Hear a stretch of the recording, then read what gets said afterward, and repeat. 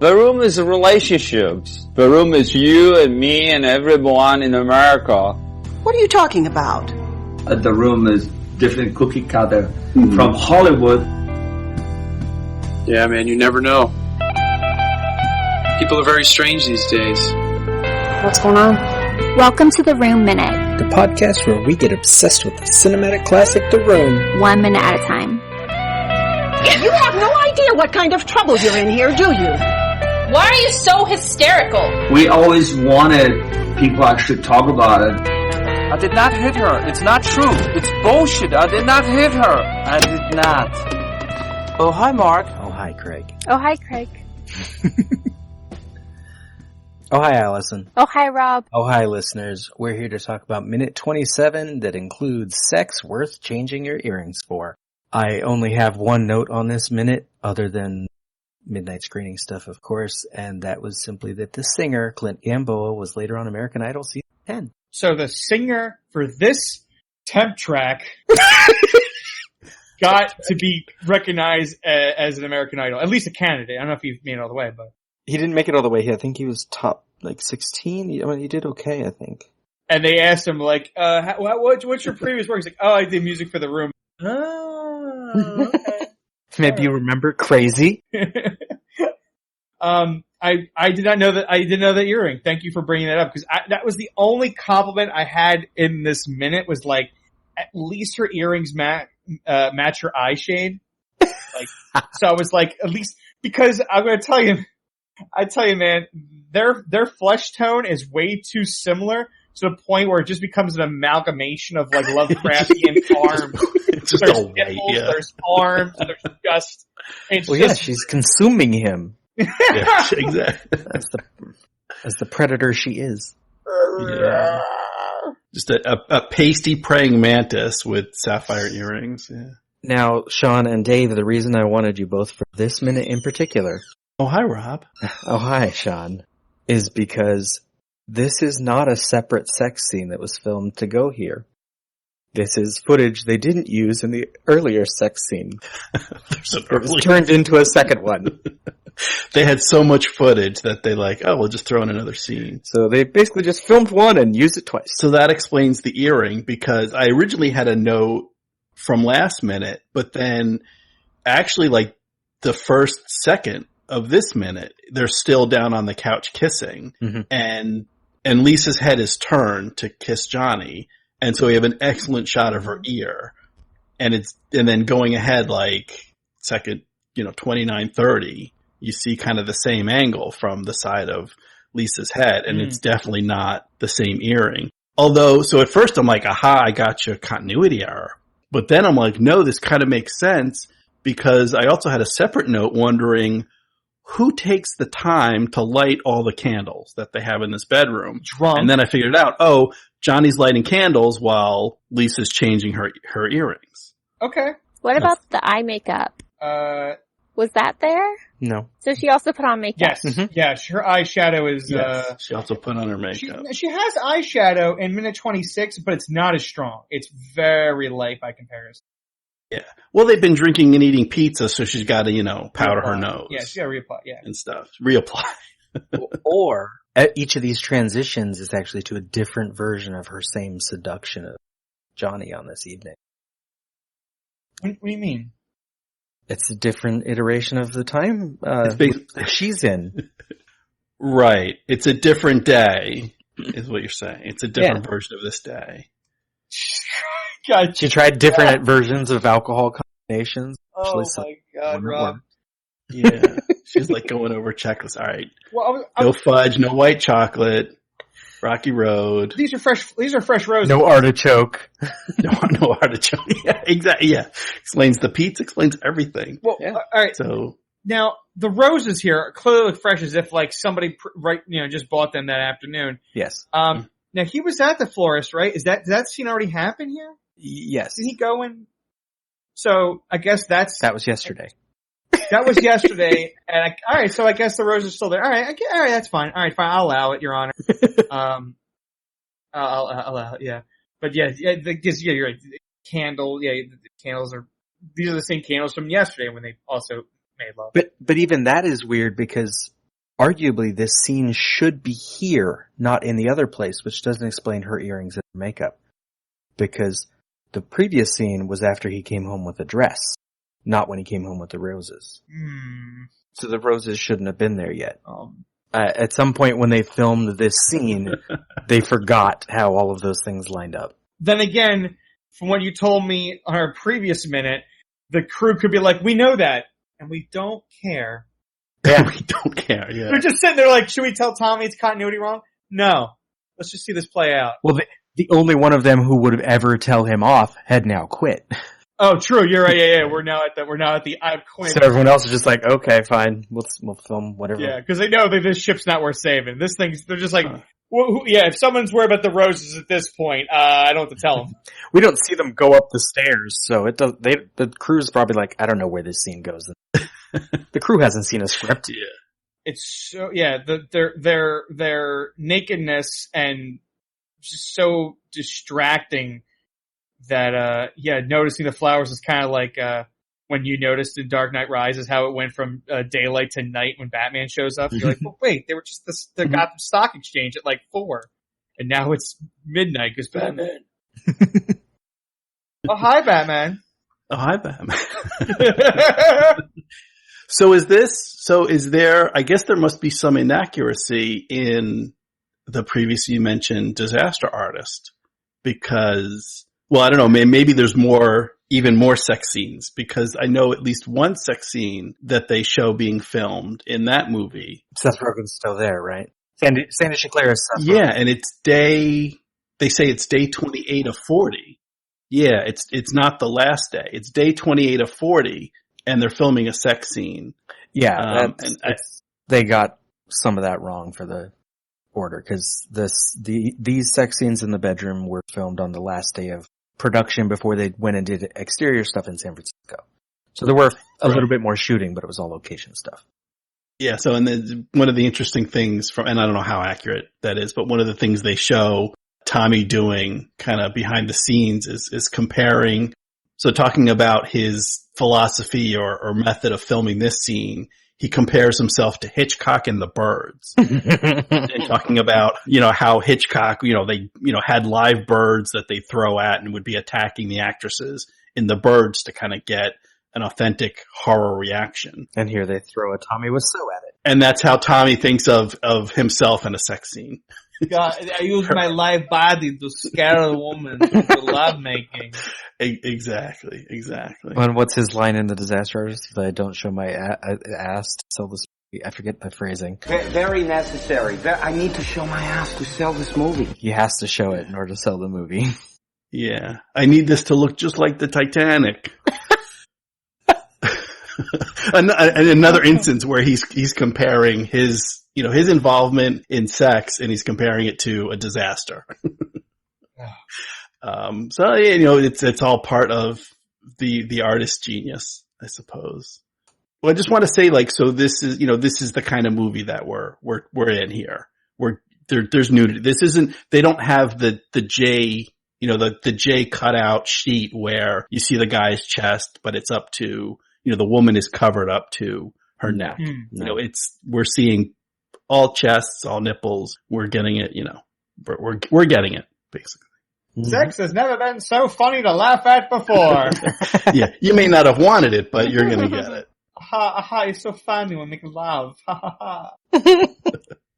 Yeah. Oh, I want to go back to the earrings thing because I thought this was clever, so I'm going to pat myself on the back. So, right. So now she's just wearing, Lisa's down to just wearing her earrings. And, when she's just wearing her earrings, yeah, it's business time. That's why she calls them her business earrings. I wanted to direct your attention here to second 32 because how I describe it is she's hesitant on where to put her arms and her hands on Tommy. Yes. She's like, no, I'll just put it back on his back. Like she's grazing it on his body, like looking like, do I put it there? No, not putting it down there. No, I'm just gonna put it back by his head. And then he's just humping into her belly button. I think you're aiming a little bit. I aim when I aim. Just do the scene. Why is he having sex with her belly button? I think Riff Tracks might have said that joke where he's just humping into her belly button. Navel fucking. Yes. Yeah, and she's just kind of, keep your distance.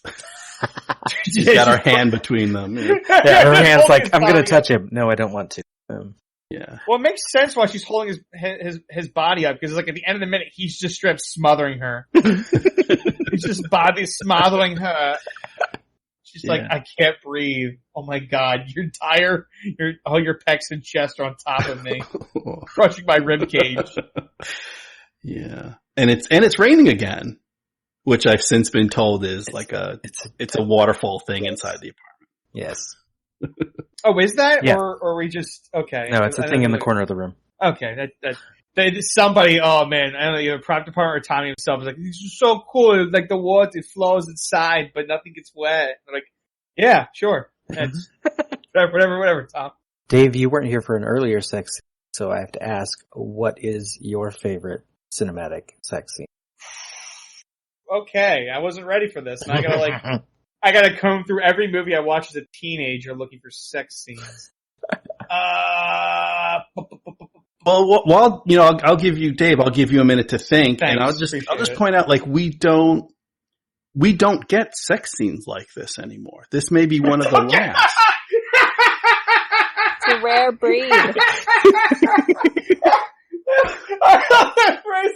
we just back in my. Well, no, just saying, like, through like the 80s and the 90s and like early 2000s, it would be, almost expected or just sort of as course, a romantic drama or even like action films would have an early sex scene between your male and your female leads, or maybe like the lead and, a love interest or something. Like this was kind of, par for the course, where these days they just don't do it. I mean, we've kind of gone back to the 40s and 50s where they show the two people kissing, what we had yesterday, and then they cut immediately to, well, we don't, you can't smoke in movies anymore, so it's not the smoldering cigarette in an ashtray, but they sort of cut to the morning after right away, and we don't see the act. And I don't know, I think part of it is changing attitudes towards towards sex and changing attitudes towards, what actresses and actors are willing to do and show. And then I think, maybe part of it is just, explicit sexual acts on video are so easy to access now that everyone's got a connected computer. Yeah.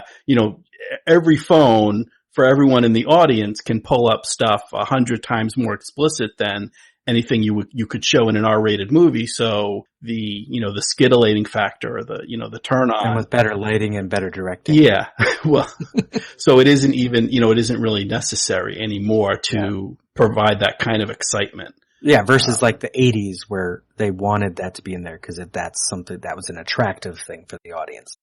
Right.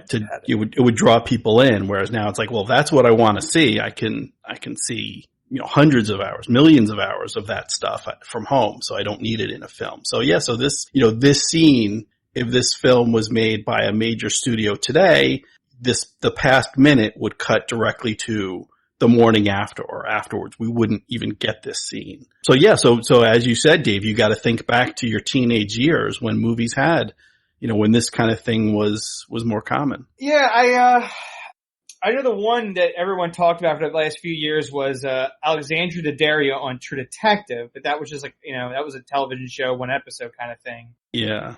But worth remembering. I know this. But worth remembering. I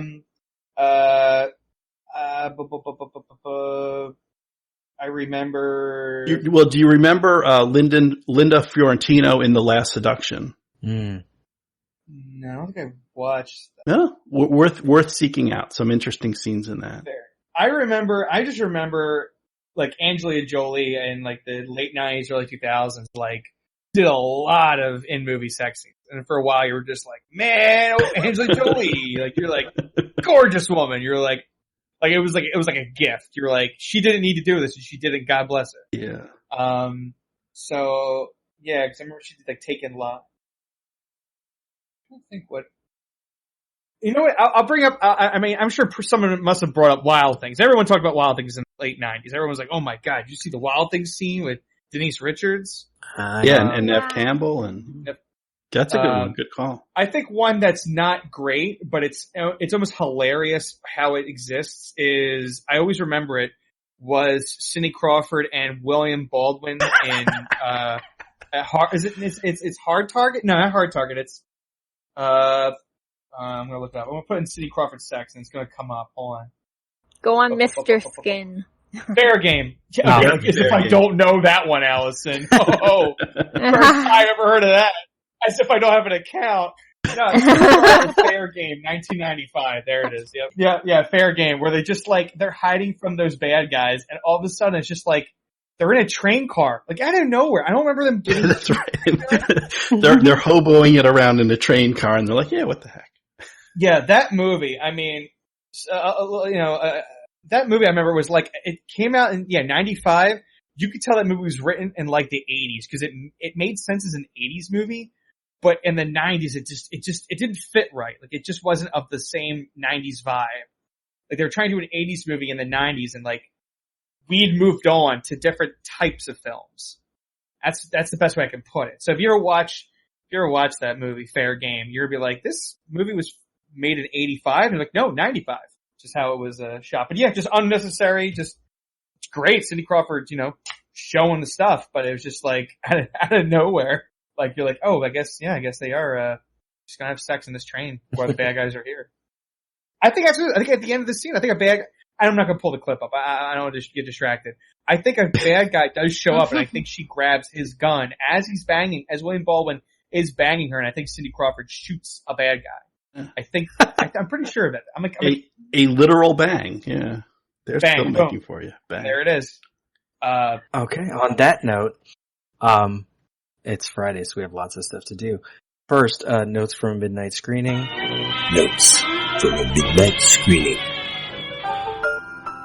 The chanting at the beginning of this minute is two things at the same time, alternating. Sex scene 1, sex scene 3. Sex scene 1, sex scene 3. Since this is both. There's a sex scene 2 in between. Yes. Well, Lisa and Mark. Yeah. Oh, that's right. Yeah. Yep. The cheating you mentioned. Yeah. And then Dave already hinted at what this one would be at the end. It's fuck that navel. The chant. Yeah. I mean, that navel is getting it. Her belly button's gonna hurt tomorrow. Nah, they've been together for years. She's used to it. That's why she had to drink first. Oh my goodness. Gotta loosen up the old belly button. Yikes. And then it is Friday, so it's time to talk about other movies. I know it. It all sounds like some bad movie. Bad movie of the week.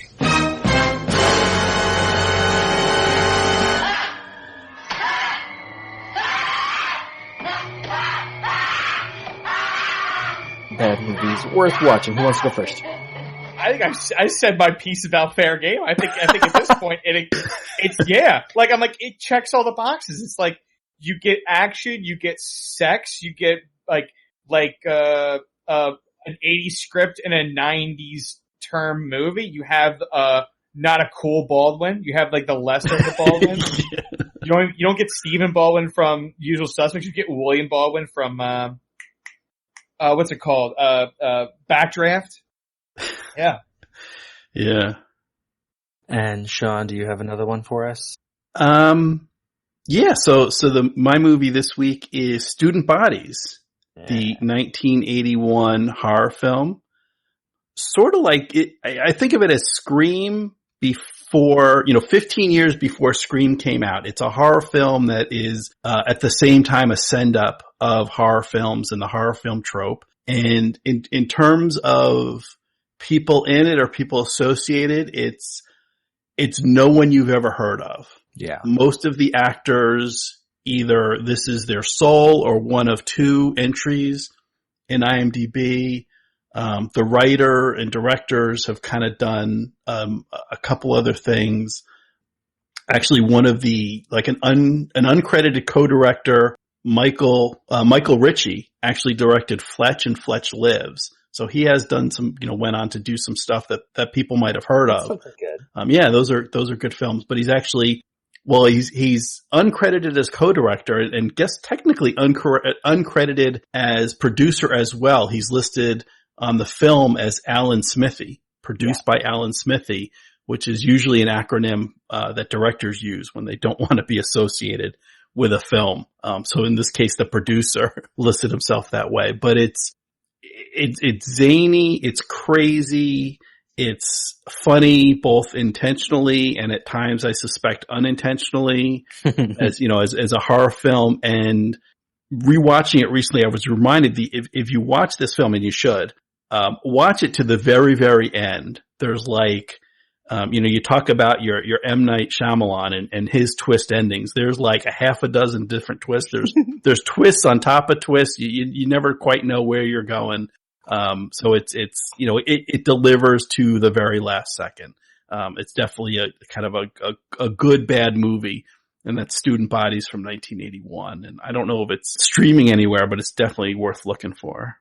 I think you can rent it on Amazon Prime. I think that's where I watched it. My thing with Student Bodies is the first half hour I love, and it's kind of boring, which I've said in the show a lot. A lot of bad movies or low budget movies have that problem, like sustaining themselves.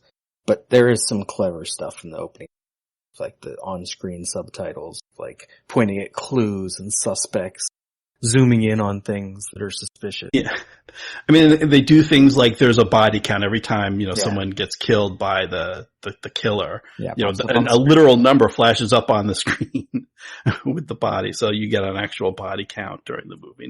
Kind of opening kill, the killer has to pick a weapon and there's like actual weapons on this desk, like knives and axes. Picks a paperclip because it's the silliest thing possible. You're just getting me excited for John Wick again. Yeah, I could watch John Wick with a kill count. I could do that. Just watch that scene in the knife store. That's all you have to watch. Oh my god, it's so good! That was one of the... It's weird because there's so many movies that I would say are much better, but that scene is probably one of the best filmed scenes this year. It's just so directed well. Like there's so little cutting around and stuff. It feels like these guys are throwing knives at each other. Mm-hmm. And they're in a knife store, so there's just more knives every time they need. Yeah, everything's a knife. Everything's a knife. And now we're talking about John Wick. John Wick is not a bad movie worth watching. No, it's not. Oh, it's just so good. I cannot wait for the third one to go on Blu-ray. I'm just gonna watch them all again in another sitting. I actually wanted to promote a bad movie this week because I think I mentioned it briefly before, but I haven't talked about it. Is Suburban Sasquatch. Yeah, you know the noise. The guy who made it was serious, thought he was making a serious film about a metaphor about nature, like people encroaching on nature. And so Sasquatch comes into this little neighborhood and starts killing people. And a Native American woman and a plucky reporter have to try to stop him. And it has horrible special effects, horrible acting and writing. Got it on DVD, so I can watch it whenever, because it is crazy, insane. They've used digital arrows because they couldn't be bothered to actually shoot arrows at something, and they're so fake, and the blood is. And spoilers: Sasquatch tears a dog in half at one. It's obvious stuffed animal thing picks it up, and it's great stuff like that. And then really bad acting. And then if you see behind the scenes stuff, the director thought, which is always a good sign of a film that might be worth watching. Yeah. All right. Suburban Sasquatch. And one more time, if the listeners want to hear more of you. Yeah. Sean, Dave, where can they find you? So Sean and I, for about a year or so ago, we finished wrapping up on Groundhog Minute, where we covered Groundhog Day, 1 minute at a time. We had Rob on for that, talking some real philosophical stuff about if your day repeated. I'm currently covering 5 Minutes of Mystery, or I'm covering Mystery Men. Currently we're in the 20th anniversary of it coming out. I hope someone does a nice think piece on it. It's just me out there talking about this movie, but I hope to get more people to watch it and give it a look, since everyone's seen, at least the stats say everyone's seen Avengers. So yeah, come on, go pick up that rental.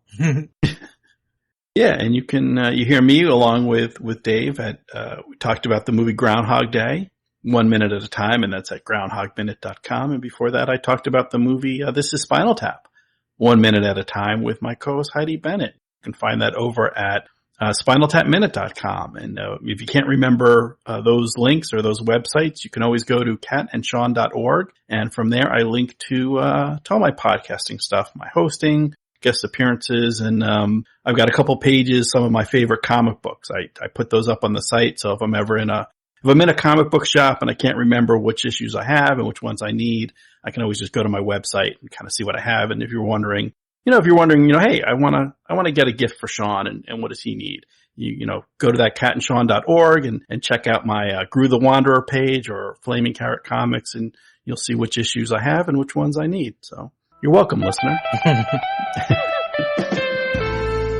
So it's nothing wrong when people make fun of the project, in this case, The Room. The Room Minute is a production of Lemming Drops Studio. You can find more content at lemmingdrops.com. Follow The Room Minute on all the obvious social media. If you've got any stupid comments after the show, you can leave them in your pocket on Facebook. If you like what you hear, throw us a rating and a review on your podcatcher of choice. Thank you for listening, and remember, if a lot of people loved each other, the world would be a better place to live. Leave us!